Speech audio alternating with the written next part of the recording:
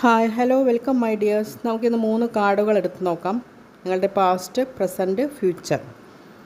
ആദ്യം ലഭിച്ചിരിക്കുന്ന card knight of wands ആണ്.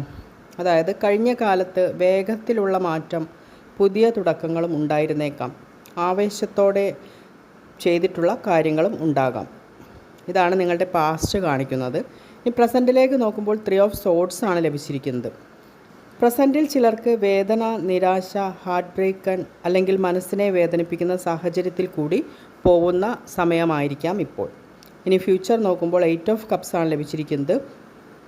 ഭാവിയിൽ നിങ്ങൾ മനസ്സിന് സമാധാനം നൽകാത്ത ഒരു സാഹചര്യം വിട്ടുമാറി പുതിയൊരു വഴിയിലേക്ക് പോവാനുള്ള തീരുമാനം എടുക്കുക, അല്ലെങ്കിൽ എടുത്തിട്ടില്ലെങ്കിൽ എടുക്കുക എന്നാണ് കാർഡ് പറയുന്നത്. അതായത് ഓവറോൾ നോക്കുമ്പോൾ പഴയ ആവേശത്താൽ വന്നുപോയ ഒരു വേദന, അത് ഭാവിയിൽ വിട്ടുമാറി മുന്നോട്ട് പോവാൻ ഉള്ള ഒരു തീരുമാനം. ഇതാണ് ഇന്നത്തെ കാർഡുകൾ പറയുന്നത്. എല്ലാവർക്കും റെസനേറ്റ് ആവണമെന്നില്ല. റെസനേറ്റ് ആവുന്നവർ ലൈക്ക് ചെയ്യുക, ഷെയർ ചെയ്യുക, കമൻറ്റ് ചെയ്യുക. Okay, thank